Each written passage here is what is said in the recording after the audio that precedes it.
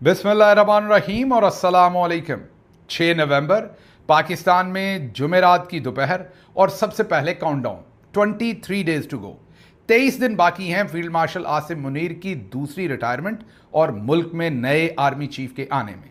आपको ये बार बार बता चुका हूं कि ये बाकी मानदा दिन मुश्किल होंगे, एक अजाब होगा, एक सर्कस होगी पाकिस्तान के लिए, पाकिस्तानी अवाम के लिए, फील्ड मार्शल के लिए, इस खित्ते के लिए, इस निज़ाम के लिए, अब तो मैं कहता हूं इस पूरी दुनिया के लिए। आज की पहली खबर इसी में से निकलती है। अल्लाह का शुक्र है, एक दफ़ा फिर हमारी खबर भी और हमारा तज्जिया भी दुरुस्त साबित हुआ। इस बार बिल्ला और बिल्ली दोनों थैले में से निकले हैं और साथ चूहा भी निकला है। हमने आपको बताया था एक दिन तफसील से, लंबा वीलॉग किया था। आप नाराज़ हो जाते हैं जब वीलॉग लंबा होता है, लेकिन करें क्या, अगर इन्फॉर्मेशन इतनी ज़्यादा हो तो उसे 15 मिनट के अंदर कैसे पैक करें। आज भी तकरीबन वैसा ही व्लॉग है। आज भी बहुत ही ज़्यादा इन्फॉर्मेशन है, इसलिए आप सीट बेल्ट बांध दीजिए, चाय का कप सामने नहीं रखा तो रख लीजिए और तवज्जो से सुनिए। आज आपको वो सारी इन्फॉर्मेशन देंगे जो चौधरी साहब कर रहे हैं, करने वाले हैं और करना चाहते हैं। तो सबसे पहले तो हमने आपको बताया था कि कोई एक्सटेंशन नहीं, ये रीअपॉइंटमेंट होनी है। तो हमारी खबर अब ज़राए कंफर्म कर रहे हैं कि फील्ड मार्शल के लिए असल में 27वीं तरमीम में नया ओहदा पैदा किया जा रहा है। जी हां, नया ओहदा पैदा किया जा रहा है जिस पर नए सिरे से 5 साल की अपॉइंटमेंट करने की कोशिश की जाएगी। यह ज़हन में रखिएगा कि यह सब भाव-ताव है, इसमें कुछ हो भी सकता है, कुछ नहीं भी हो सकता। ये प्रपोजल्स हैं, कोई फेल भी हो सकता है, कोई अप्रूव भी हो सकता है। इनका कोई पता नहीं, क्योंकि ये दिखाते दाएं वाली हैं, मारते बाएं वाली हैं। अभी तक कोई पता नहीं कि इन्होंने चक्करबाजी करनी क्या है। लेकिन इस वक्त जो हमारे ज़राए हमें कंफर्म कर रहे हैं वो वही बात है कि एक्सटेंशन नहीं, reappointment. Field marshal Asim Munir के लिए नया ओहदा तख्लीक किया जा रहा है। वक्त ने एक बार फिर दुल्हन या दूल्हा बना दिया, वो एक बार फिर दुल्हन बनेंगे और नया ओहदा होगा जिसकी मुद्दत पूरी 5 साल होगी, अब से शुरू होकर 2030 और फिर पूरी एक्सटेंशन नहीं लेंगे 2035। वे बुलिया असी मरना ना ही गौर पिया कोई होर, उन्हें नहीं लगता कि उन्होंने मरना है, इस दुनिया से जाना है, इसलिए हो सकता है 2035 से भी आगे की वो प्लानिंग कर रहे हो। अब ये तो उनकी प्लानिंग है, लेकिन ज़ियाउल हक की भी बड़ी प्लानिंग थी, मुशर्रफ की भी बड़ी प्लानिंग थी। तो आपने परेशान नहीं होना, डिप्रेस नहीं होना, आप आराम से चाय पीजिए, क्योंकि ऊपर भी एक ज़ात बैठी हुई है। तो ये प्लानिंग इतनी लंबी कामयाब नहीं हो सकती। फ़िलहाल आपको इन्फॉर्मेशन हम दे दें कि हो क्या रहा है। तो नया ओहदा जो है वो तख्लीक किया जा रहा है। उसके साथ साथ जो हमारे फ़ौजी जनरल्स हैं उन्होंने एक चीज़ सीखी है। हाल ही में ये जजेस को फारिग करना चाहते थे, तो इन्हें पता चला कि जजेस को फारिग करना आसान नहीं है, सुप्रीम जुडिशल काउंसिल जाना पड़ता है। तो उन्होंने कहा कि आर्मी चीफ को तो प्रेसिडेंट और प्राइम मिनिस्टर कभी भी फारिग कर सकते हैं। तो अब ये भी सोचा जा रहा है और ये भी करवाने की कोशिश की जा रही है कि आर्मी चीफ की जो तनज़्ज़ुली हो, अगर बरतरफ करना है आर्मी चीफ को, तो उसका प्रोसेस भी जज की तरह लंबा होना चाहिए ताकि प्राइम मिनिस्टर और प्रेसिडेंट ना कर सके। वैसे तो वो बेचारे वैसे भी नहीं कर सकते। कई लोग मुझे कहते हैं कि जी वो इमरान खान साहब ने जनरल बाजवा को फारिग क्यों नहीं कर दिया, अगर पता लग गया था ये सब कुछ कर रहे हैं। मैं उनकी बात पे उनकी तरफ देख के हंस पड़ता हूँ कि प्राइम मिनिस्टर अगर ऑर्डर देंगे, कोई भी प्राइम मिनिस्टर के इसको फारिग कर दें, तो किसने फारिग करना है, वो नोटिफिकेशन किसने निकालना है, ब्यूरोक्रेसी ने। तो वो तो सारी इनकी होती है। वो दिल करे उल्टा प्राइम मिनिस्टर का नोटिफिकेशन निकला हुआ हो बरतरफी का। तो ये तो जब तक पावर हाउस तब्दील नहीं होता, उसके बहरल और वो किसी दिन और के लिए टॉपिक है कि वो कैसे तब्दील होगा। उससे पहले अवाम को निकलना पड़ेगा, अपना हक लेना पड़ेगा और एक तगड़े तरीके से एक प्राइम मिनिस्टर को कुर्सी पे बिठाना पड़ेगा और फिर प्राइम मिनिस्टर को कुछ तब्दीलियां करनी पड़ेंगी जिससे ये पावर हाउस तब्दील होगा। लेकिन बहरल इस वक्त आपको जल्दी से खबर दें कि जजेस को निकालने का जिस तरीके से एक लंबा तरीका है, अब आर्मी चीफ को भी सर्विस से निकालने के लिए एक लंबा तरीका मुतारफ करवाया जा रहा है। क्यों? इसलिए कि अगर कोई अचानक से प्राइम मिनिस्टर आ जाए तो एकदम से वो फिर आपको निकाल ना सके, वो लंबा तरीका हो ताकि आप बच जाएं। इलेक्शन कमीशन ऑफ पाकिस्तान की तरफ से भी काम डाल दिया गया है। अब कहा गया है कि कोई निगरान हुकूमत नहीं होगी, इलेक्शन कमीशन ही कराएगा और सिटिंग गवर्नमेंट कराएगी।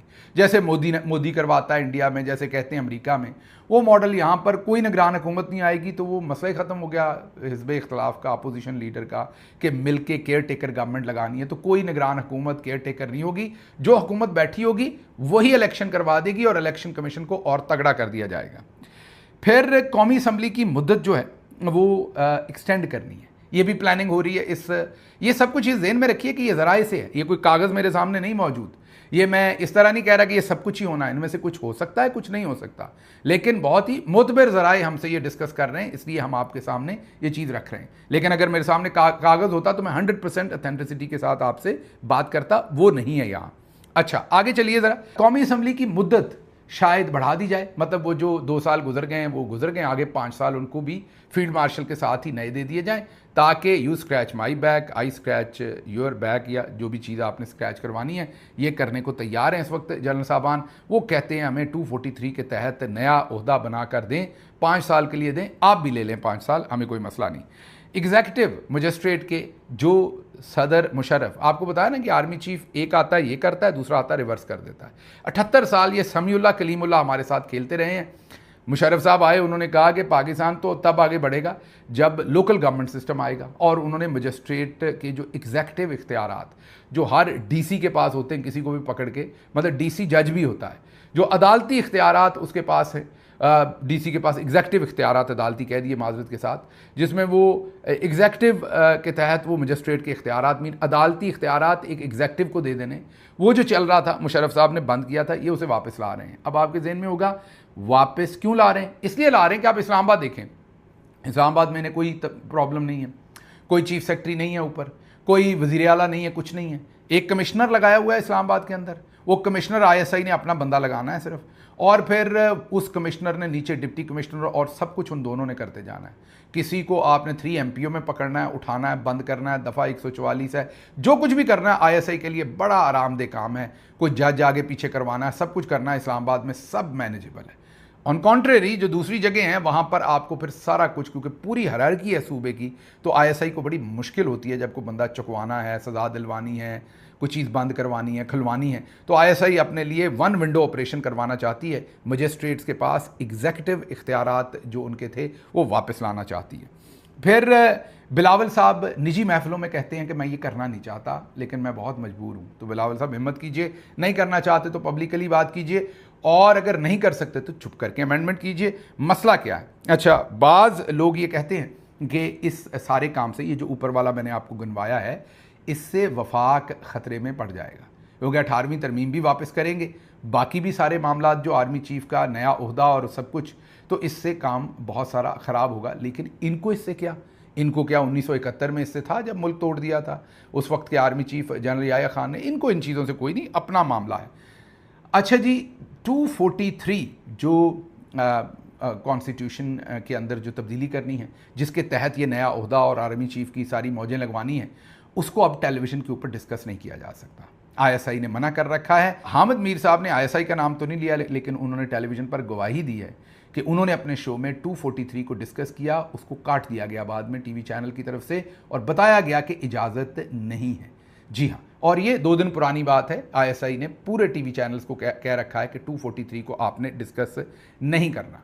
अच्छा, जो इनके अपने एक्सपर्ट्स हैं उनके लिए मैं जल्दी से आपको भेज देता हूँ, दिखा भी देता हूँ ऑनलाइन। इन्होंने एक मैसेज क्रिएट किया हुआ है, जो इन्होंने अपने सारे जितने भी एंकर हैं जानने वाले, जो भी इनके टाउट किस्म के लोग हैं और इनके एनालिस्ट हैं ISI के और ISPR के, उनको ये मैसेज भेजा है। हमने जब इस पर तहकीक की तो पता चला कि ChatGPT से ये मैसेज क्रिएटेड है। तो मतलब इनके बंदे जो हैं वो मेहनत भी नहीं करते, ChatGPT से ही क्रिएट करते हैं, कुछ खुद ही मेहनत कर लें।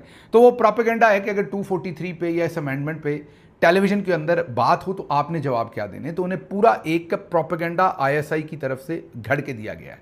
उसमें अहम लफ्ज़ है सिनर्जी, हर जगह पर सिनर्जी को इस्तेमाल किया गया है।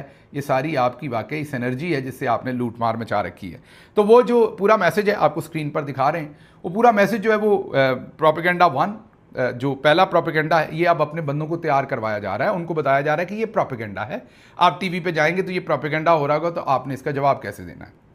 तो उनको बताया जा रहा है कि ये इस्टेब्लिशमेंट जो है ये पावर ग्रैब कर रही है, ताकत अपने हाथ में ला रही है, तो ये प्रोपेगेंडा, आपने इसका जवाब कैसे देना। आपने कहना है कि हकीकत ये है कि ये कंट्रोल नहीं ले रही इस्टेब्लिशमेंट अपने हाथ में, बल्कि इंस्टीट्यूशनल इंप्रूवमेंट कर रही है। ज़रा लफ्ज़ देखें कितने खूबसूरत है, इंस्टीट्यूशनल इंप्रूवमेंट कर रही है।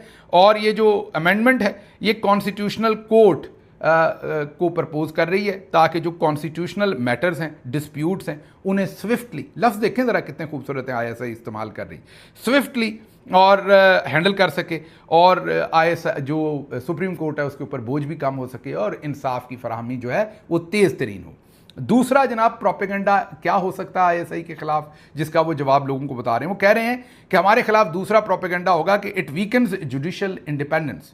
तो वो कहते हैं आपने फिर टीवी पे ये बात करनी है कि हकीकत ये है कि ये असल में तो जुडिशियल इंडिपेंडेंस जो है उसको स्ट्रेंथन करता है through structure standardising judicial posting and tenures, कि ज़रा हमने बिल्कुल पूरी ठोक बजा के इसको स्टैंडर्डाइज करना है, पूरे प्रोसेस को फेवरेटिज्म इसमें से निकाल देना है, पर्सनल इन्फ्लुएंस निकाल देना है, इंश्योर करना है इंडिपेंडेंस, ताकि ये नॉर्म बन सके ना कि प्रिविलेज। और ये उन्होंने कहा कि ये तो हम स्ट्रक्चर क्रिएट कर रहे हैं, ये हम पावर ग्रैब नहीं कर रहे या जुडिशियल इंडिपेंडेंस को ख़त्म नहीं कर रहे।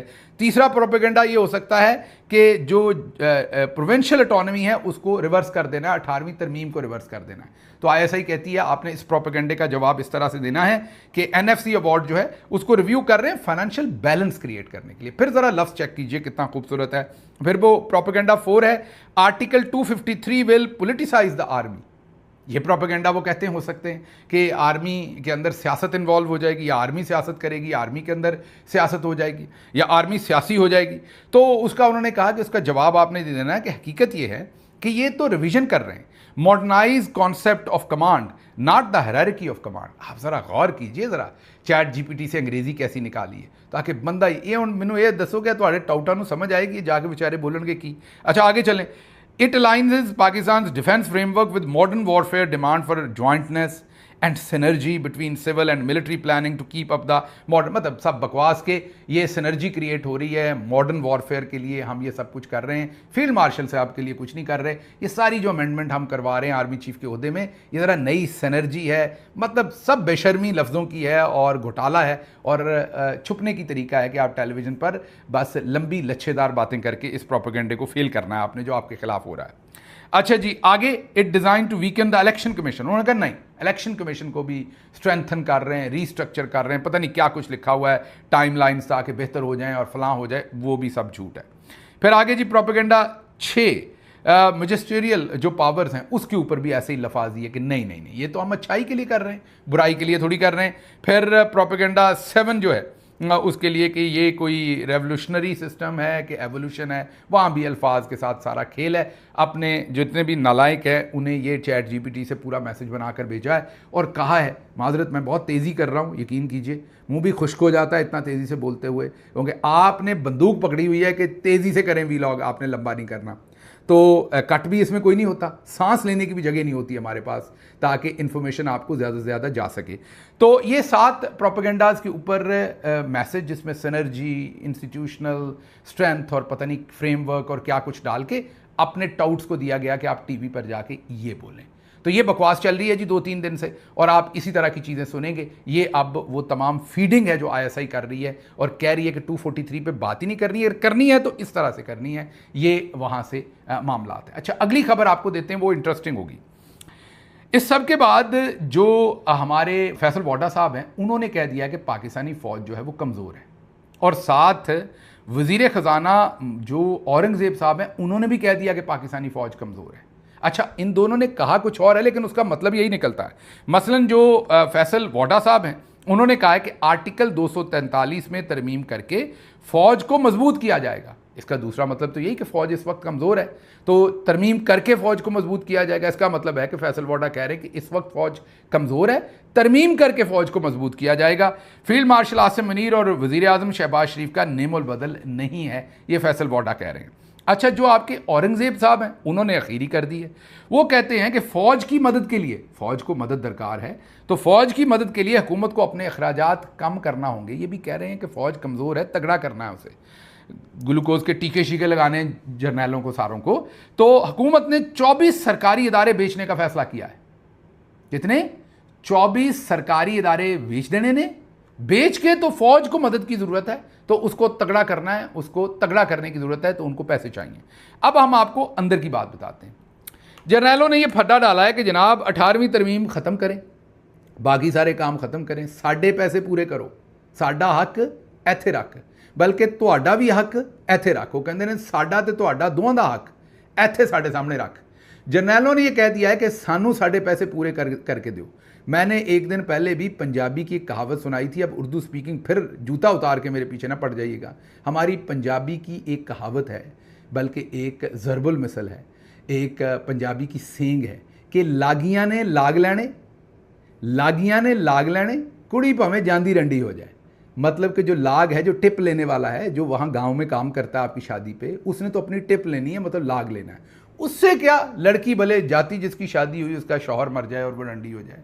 ये पंजाबी के ज़रबुल मिसल। अब इसका उर्दू में मतलब ना निकाल लीजिएगा, फिर जूता उठा लेते हैं। हर ज़ुबान के अपने एक्सप्रेशंस हैं और उसके अपने मतलब हैं। चलिए बाहर वापस आते हैं ज़रा। तो ये ज़रबुल मिसल तो आपको हमने सुनाई, तो यही यहाँ फिट है। वो कहते हैं जी हमें इससे कोई नहीं, आपके साथ क्या होता है, कोई मरे तो कोई जीवे, खुसरा घोल पतासे पीवे। ये अगर आपको नहीं पंजाबी आती तो किससे सीखिएगा। ये भी इसमें खुसरे पे आपने जोर नहीं देना, ये एक ज़रबुल मिसल है। अगेन एक सेंग है कि कोई मरे तो कोई जीवे, खुसरा घोल पतासे पीवे, कि उसको कोई लेना देना नहीं है, वो पतासे घोल के जो है पी रहा है। ये भी एक हमारी पंजाबी की सेंग है, तो इसको भी ज़रा देखिएगा, क्योंकि मैं पंजाबी हूँ तो मेरा दिल होता है कि मेरी ज़ुबान की भी बात हो। अच्छा आगे चलते हैं जी ज़रा। अब फौज कहती है, फौज जब यहाँ कहते हैं तो बेचारा नीचे हवालदार नहीं कहता, ऊपर जनरल साहब कहते हैं। फौज कहती है जी साढ़े पैसे पूरे करो, हमें पैसे पूरे 18वीं तरमीम वापस करनी, करो जो करना करो, हमारे पैसे हमें पूरे करके दो। अब आपको एक इंटरेस्टिंग बात बताते हैं, हमारे ज़राए ये क्लेम कर रहे हैं कि ये जो हाल ही में ऑपरेशन हुआ, जिसको ना इमरान खान ने इजाज़त दी है, ना खैबर पख्तूनख्वा की अवाम ने दी है, ना पब्लिक ने दी है। कहने वाले कहते हैं कि 2 अरब रुपया गंडापुर की हुकूमत से हमारे फौजी जर्नैलों ने इस ऑपरेशन के लिए लिया। तो जब फौज मुल्क के अंदर भी ऑपरेशन करती है ना, तो वो को पैसा आसमान से नहीं आता, वो आपकी सिविलियन गवर्नमेंट्स को देना पड़ता है। आपका जो हक होता है, मीन जो एजुकेशन पे होता है, जो हेल्थ पे होता है, वो काट के फौजी ऑपरेशन के लिए आपकी सिविलियन गवर्नमेंट्स को पैसे देने पड़ते हैं। ये जो पंजाब ने भी फैसला किया है कि मुस्तकिल नौकरियां खत्म, आप पंजाब में सारे कॉन्ट्रैक्ट पे ही होंगे, किसी को पेंशन नहीं मिलेगी अब के बाद जो एम्प्लॉई होंगे। ये क्यों होता है? सिविलियन गवर्नमेंट्स क्यों काटती रहती हैं पैसे? ऐसे ही इसी तरह अगर पोलियो के कतरे के अंदर फौज ड्यूटी करती है तो सिविलियन गवर्नमेंट को वहां भी पैसे देने पड़ते हैं। ये कोई भल सफाई है, कोई चीज़ भी, कोई फीस बिल्ला नहीं, कोई ये सिर्फ फौज नहीं, कोई डिपार्टमेंट भी, हेल्थ डिपार्टमेंट से आपने काम करवाना है, उनको भी पैसे देने पड़ने, फौज को भी देने पड़ने। मैं को ताना नहीं दे रहा कि गलत करते हैं, लेकिन दूसरी तरफ ज़रा दोस्तों को ये भी थोड़ा सा, जब हम ताना नहीं दे सकते, आप एक काम करते हैं उसके आपको पैसे मिलने चाहिए, लेकिन दूसरी तरफ जिस तरह से आप एहसान चढ़ाते हैं कि पोलियो के कतरे भी हम पिलाते हैं, फलां भी हम करते हैं, फलां भी हम करते हैं, ये ज़रा थोड़ा सा आप भी हाथ हल्का रखेंगे। इसके प्रॉपर इसके कौम जो है इसका खर्चा भी बर्दाश्त करती है, तो ये ज़रा मामला थोड़ा सा ज़रा हल्का रखा करें। अच्छा जी, अब जो वज़ीर ख़ज़ाना है वो कहते हैं मुसल्लह फ़ौज को सपोर्ट करने के लिए सरकारी अखराजात में कमी नागुज़ीर है, कि हमें अपना पैसा रोकना पड़ना है ताकि उधर कर सकें। अच्छा, ये तो खबर आपको मिल गई। अब ज़रा अगली खबर ले लें ज़रा जल्दी से, खबरें बहुत हैं इसलिए मैं तेज़ी से चल रहा हूँ। कौमी असम्बली में वजारत सेहत ने एक रिपोर्ट जमा कराई है जिसके मुताबिक पाकिस्तान में 8 करोड़ लोग पागल हैं। मैं पागल, मेरा दिल भी पागल। वो अभी इमरान खान साहब कह बैठे, मेरा ख्याल गुस्सा कर गई है वजारत सेहत। इमरान खान साहब ने फील्ड मार्शल आसिम मुनीर को जहनी मरीज़ कह दिया है, दूसरे लफ्ज़ों में उर्फ़ आम में पागल कह दिया है। मेरा ख्याल उस चीज़ को कवर करने के लिए, उस मामले को कवर करने के लिए उन्होंने 8 करोड़ बंदे को पागल बना दिया। मुझे नहीं पता ये रिपोर्ट बनाने वाला भी पागल था कि नहीं था, कि इसने अपने आप को गिना है बीच में कि नहीं। ये सीनियर सहाफ़ी आसिफ बशीर चौधरी साहब की खबर है, तो आसिफ बशीर साहब का क्रेडिट। और उन्होंने कहा कि कौमी असम्बली में वजारत सेहत ने रिपोर्ट दी है कि पाकिस्तान में 8 करोड़ लोग पागल हैं। अब इमरान खान साहब ने तो उनको भी ज़हनी मरीज़ कहा हुआ है। अगली खबर जी, मरियम नवाज साहबा का एक्सपेक्टेड एंड सस्पेक्टेड। अच्छा, ये मैं इसलिए कह रहा हूँ कि इस खबर की 100% मेरे पास अथेंटिसिटी नहीं है, ये मेरे ज़राए से नहीं है, ये मीडिया में रिपोर्ट हुई। जो हमारी खबर होगी, जिसकी हमारे पास अथेंटिसिटी होगी, आपको बताएंगे। जो सुनी सुनाई होगी वो भी बताएंगे। ये अब मीडिया के अंदर रिपोर्ट हो रही है और ये खबर कह रही है कि मरियम नवाज साहबा ब्राज़ील का दौरा कर रही हैं। अब ब्राज़ील गोश्त वोश्त भी पैदा करता है, मीट शीट भी एक्सपोर्ट इम्पोर्ट होता है, और भी ब्राज़ील में बड़ा अच्छा, ब्राज़ील के अंदर सर्जरीज भी बहुत होती हैं।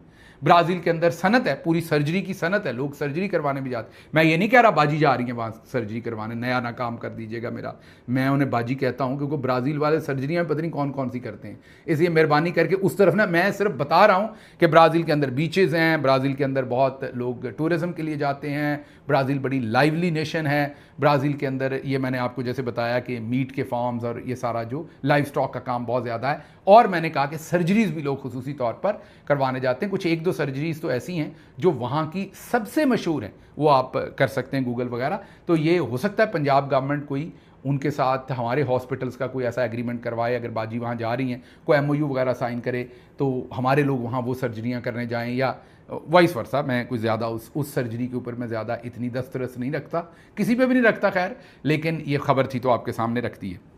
अच्छा जी, अगली खबर आपको बताएं कि हुकूमत बलूचिस्तान ने एक वीडियो सामने आई तो रौला पड़ गया। हुकूमत बलूचिस्तान का हेलीकॉप्टर से ट्रैक्टर खींच के बाहर ला रहा है।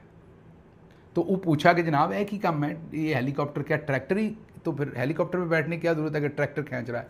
तो उन्होंने कहा नहीं, ऐसा नहीं है, हेलीकॉप्टर जो है ना वो हमारे पास उसे खींचने का कोई तरीका नहीं है, तो ट्रैक्टर ही है, उसे अंदर से हैंगर से खींच के बाहर लाते हैं, फिर उसे चलाते हैं, फिर वो उड़ता है। हेलीकॉप्टर ठीक है, खींचने का सौदा हमारे पास नहीं है। तो अब आपको समझ आई कि जब इतने बड़े बड़े फौजी ऑपरेशन होंगे तो फिर जो सूबा है उसके ज़ाहिर पैसे तो सूबे ने देने। जैसे अभी हमने आपको बताया कि 2 अरब गंडापुर की हुकूमत ने दिए थे, तो ये को हवा से नहीं पैसे आते, ये फिर इसी बेचारे ने जो ट्रैक्टर की जगह पर इसे जिसने भी पुल करना था, इससे जो भी वो उसको जो भी कहते हैं, मुझे मेरे जहन में उसका नाम नहीं एग्जैक्टली, जो मशीन पुल करती है, जैसे आपने जहाज़ों के ऊपर देखा है जो उसको पुल करके लेके जाता है, वो ख़रीद लेता बलूचिस्तान को, छोटा ही ख़रीद लेता, चलें वो फोक लिफ्टर ही ख़रीद लेता और कुछ नहीं तो उस तरह की चीज़ ही ख़रीद लेता, लेकिन माल पानी तो सारा कहीं और चला जाता है। अच्छा जी, अगली खबर आपके सामने वो चौधरी गुलाम हुसैन साहब के बारे में खबर है। उनको अपने YouTube चैनल पर भी बैठकर तबसरा करने से रोक दिया गया। चौधरी गुलाम हुसैन रिपोर्टर्स शो करते हैं ARY पे, दबंग आदमी है, दबंग बात करते हैं, ज़रूर सुने उन्हें। मैं तो मशवरा दूंगा क्योंकि इस वक्त ये जो जुल्मत का इस वक्त अंधेरा है उसमें वो छोटी मोटी शम्मा जलाए बैठे हैं, बातचीत करते हैं। लेकिन अब खबर ये मिली है कि उनको उनके अपने YouTube चैनल पर बैठकर पाकिस्तान में बात करने से मना कर दिया गया है। तो मेरा मशवरा ये है कि उनको आप ज़रूर देखें, जैसे भी आप उन्हें देख सकें, क्योंकि वो आवाज़ कम अज़ कम वहाँ से उठाते हैं। अच्छा जी, सऊदी अरब ने F-35 लड़ाका तैयारे ख़रीदने की दरख्वास्त दी हुई थी, जिसको पेंटागन ने मंजूर कर लिया है। और फ़ौजी तवाज़न अब ज़रा थोड़ा सा जो है वो कहते हैं कि आगे पीछे हो जाएगा। मशरक़ वस्ता में केड़ा आगे पीछे हो जाएगा, ऐसे बोंगियाँ मारते हैं खबर लिखते हुए। F-35 हो या कोई भी जहाज़ हो, वो जिसने बनाया होता है, आजकल जो सिस्टम्स हैं पीछे से वही कंट्रोल करता है। तो अगर सऊदी अरब के पास है भी या पाकिस्तान के पास है, किसी के पास भी, और वो उस तरफ को उड़ाना चाहते हैं जिधर वो नहीं चाहते, तो उड़ेगा ही नहीं वो। ये कोई मेरा मतलब रिक्शा तो है नहीं जो चला लेना है, इसका सारा कुछ आपको अभी हाल ही में जो जंग हुई हमारी इंडिया के साथ, और हमारे पास जो J-10C और दूसरे थे, वो ज़ाहिर है चाइना की उसके अंदर जो टेक्निकल मुआवनत है जहाज़ के अंदर, वो ना हो तो आप जहाज़ कैसे उड़ा सकते हैं वो। तो इसलिए इन्ना खुश होने की ज़रूरत नहीं। और दूसरा, लोग खुश हो रहे थे कि हमारा उनसे एक दिफाई मुआहदा है, तो क्या F-35 हमें भी मिलेंगे? नहीं जनाब, हमें नहीं मिलेंगे, हमें ओकामा शकामा मिलेगा, हमें F-35 नहीं मिलेंगे। हमें चौड़े होकर कोई नवी जंग ना इस वजह तो छेड़ बैठा। अच्छा जी, अगली खबर बड़ी इंटरेस्टिंग है। पाकिस्तान ने 21 LNG के जो कार्गोज़ हैं उनको कैंसिल कर दिया है, और ये लॉन्ग टर्म कॉन्ट्रैक्ट से सरप्लस ट्रबल नेटवर्क की वजह से ये कैंसिल किए हैं। राइटर्स ने रिपोर्ट किया कि 11 कार्गो 2026 और 10 कार्गो 2027 के लिए हमने कैंसिल किए हैं, टोटल 21 कार्गो। अब मैं थोड़ा सा हैरान हुआ हूँ, क्योंकि मैं ढूंढता रहा कि वो जो फ्लेक्सिबल किस्म के फेमिनिस्ट हैं ना, फ्लेक्सिबल को क्या कहते हैं? लचकदार। हाँ, बिल्कुल सही लफ्ज़ आया ज़हन में। लचकदार जो फेमिनिस्ट है ना, जनाब शाहज़ेब खानज़ादा साहब, जो ख़ाबर मोनिका को बिठाकर बुशरा बीबी की माहवारी माजरत के साथ डिस्कस करते हैं, लतीफ़ के क्वेश्चन डिस्कस करते हैं, जना डिस्कस करते हैं, इद्दत और का केस पूरा डिस्कस करते हैं, और ना उन्हें शर्म आती, ना उनके चैनल के मालकान को आती, ना उनके घर में बैठी ख़वातीन उनको जूते मारती हैं कि ये तुम लोग क्या कर रहे हो। वो जो फ्लेक्सिबल फेमिनिस्ट है, उसने हमारी नाक में दम किया होता था हमारी गवर्नमेंट में। वो हमें गर्मियों में बताता था, आप सबको याद होगा, शाहज़ेब खानज़ादा साहब रोज़ शो करते थे कि इमरान खान को चाहिए था गर्मियों में LNG खरीदते सर्दियों के लिए, जैसे सिर्फ मतलब ये बातें जब करते हैं पाकिस्तान में तो कई दफ़ा आपको समझ नहीं आती। मतलब इनको ये लगता है कि पूरी दुनिया जो है उन्होंने भंग पी हुई है, और पूरी दुनिया को नहीं पता कि सर्दियों में LNG की खपत ज़्यादा होती तो गर्मियों में ख़रीद लेनी है। और भाई आप एयरलाइन की टिकट बुक करो ना, उसको तो छोड़ दो। एयरलाइन की टिकट ज़रा अभी कोई वेबसाइट खोलें और बुक करने की कोशिश करें जनवरी का रेट अभी से ऊपर आएगा जब क्रिसमस और वो जनवरी की ब्रेक की करेंगे। आप करें ज़रा अगले समर की 6 महीने साल आगे की करें। हर जो इंडस्ट्री है उनको पता है कि उनकी डिमांड कब हाई है और सप्लाई कब लो है, तो वो कीमतें उसी तरह। अगर आप गर्मियों में भी जाके सर्दियों का कार्गो लेंगे ना, तो वो कीमत उस टाइम आपको वही देंगे जब सर्दियों में उन्होंने डिलीवर करना। उन्होंने भंग पी हुई है। आपको अकल आ गई ये जियो के बैठे हुए उसमें, जहाँ से आप टेलीप्रॉम्प्टर पर पढ़ते हैं, या तो ऐसे पढ़ें जैसे हम आपके सामने बात करते हैं। ये मैं अपने आप को टार्जन नहीं बना रहा, लेकिन आपको मैं बता रहा हूँ कि आप ये जो सुर्खी सुर्खी लगा के बिल्कुल सब कुछ टेलीप्रॉम्प्टर से पढ़ रहे होते हैं, या तो हमारी तरह जट जफा लगाएं कि सीधा बोलें जो आप बोल सकते हैं, और वो भी बगैर कट के, तो फिर पता लगे कि हो क्या रहा है। लेकिन चले, मुख्तसर बात ये कि उन्होंने कोई अब शो नहीं किया। 3 साल हो गए इस बंदे ने LNG पे कोई शो नहीं किया।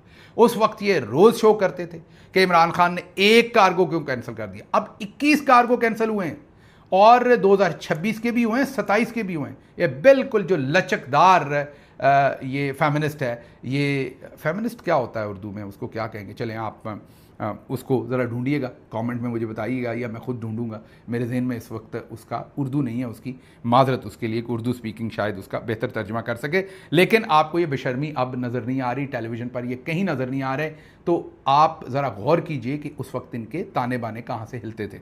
अच्छा जी, आगे एहसन इकबाल साहब ने कहा है कि तरक्की का सफ़र ना रोका जाता तो हम दुनिया की 7वीं बड़ी मईशत होते। माशाल्लाह रस्तू साहब, चौकी देता है काम तुसी। उसकी वजह यह कि पाकिस्तान टोटल 78 साल हैं, जिसमें से 3 साल इमरान खान की हुकूमत आई, 75 साल आप, जरदारी ख़ानदान और जरनैल, असल में तो जरनैल ही थे और बीच में आप थे। तो 75 साल जो काम तुसी नहीं ठीक किया, वो 3 साल इमरान खान सारा ख़राब कर गया। इस पर मैं क्या तज्जिया करूँ, इस पर आप ही तज्जिया करें। इनको ये मैं तो कुछ नहीं कह सकता इनको। अच्छा जी, कल हमने एक मामला देखा टेलीविज़न के ऊपर, क्विकली वो भी आपको बता दें। वो मामला ये था कि एक तो कामरान शाहिद साहब का प्रोग्राम था, उस पर पता नहीं उनको गुस्सा ही क्यों आ गया, उन्होंने सीधा ही कह दिया कि मारो इन सालों को। ये जरा देखें कितने जख्म लगा रहे हैं इनके सीने पे, पहले ये बताएं। इनको एक बार ही मारे सालों को, इनको एक बार ही मारे सालों को। मैं सही कह रहा हूँ, इन्हें क्यों रखा हुआ यार? ये हमारा इरादा बिल्कुल नहीं है। हमारी सियासी मुखालफत है, हमारी मजाकी मुखालफत नहीं है। मैं तो जिसको मैसेजिंग दे रहा हूं उसको मैसेजिंग दे रहा हूं। देख लिया आपने, वो PTI के बारे में कह रहे हैं कि इन सालों को एक ही दफ़ा मार दो। अब वो हमारा दोस्त है, भाई है, खूबसूरत भी बहुत है, मैंने आपको कहा, तो बस वो सिफारिश बारी बहुत खाता है, उसलिए दांतों का आगा पीछा कर देता। बाकी बंदा बड़ा हैंडसम है, इसमें कोई शक ही नहीं है। बस ज़रा आजकल जर्नैली तबीयत हुई है उसकी, मुझे समझ नहीं आती क्या क्या बोलता रहता है। पिछले दिनों कोलेट्रल डैमेज को मजाक कह रहा था, अब कहता है मारो सालों को। जब पूछा तो उन्होंने कहना मजाक कर रहे हैं। अब तुसी एक तो बड़े मजाकीए हो, हुण ये मजाक दे विच कल नूं वेला बदलना भी है। ये जिहड़े सारे उत्ते बैठे ने रिटायर हो जाना है जनाब। ये जिस वेले रिटायर हो जाते हैं, ये तो अपने जो इनके अपने हैं ना, ये उनको नहीं ओन करते, तो आपको इन्होंने कहाँ से ओन करना है। लेकिन चलो, तुसी मजाकिया हो, करो जनाब, मजाक कर रहे हो या आप तहकीर कर रहे हैं पॉलिटिकल पार्टी की, वो अवाम जाने। हमारा काम था सामने रख देना। वहाँ पर बैठकर फैसल वाडा साहब और कामरान शाहिद साहब ने, दोनों ने तारिक फजल चौधरी साहब की दबा के बेइज्जती की। वहाँ पर सवाल पूछा गया कि इनसे पूछें, तारिक फजल चौधरी साहब से, ये मिनिस्टर हैं नून लीग के 243 के अंदर क्या होने जा रहा है, आर्टिकल 243 को क्या हो रहा है। तो तारिक फजल चौधरी साहब ने कहा कि 3-4 चीज़ें हैं इस वक्त पूरी दुनिया में। तो उस पर वो कहें कि ये वही बोलेंगे जो इनको कहा गया बोलें। ये देखें दुनिया को चले गए हैं, 3-4 चीज़ें इनको नहीं पता 243 के अंदर क्या हो रहा है। तो फैसल वाडा साहब ने कहा कि उसके अंदर सिनर्जी है। वो हमने ऊपर आपको बताया ना, वो जो 7 प्रोपेगेंडा पॉइंट्स, उसके अंदर सिनर्जी बार बार यूज़ हो रहा है। तो फैसल वाडा साहब को वो मैसेज आया होगा, जाहिर है। तो उन्होंने कहा कि वो सिनर्जी का लफ्ज़ इन्हें याद करवा दें।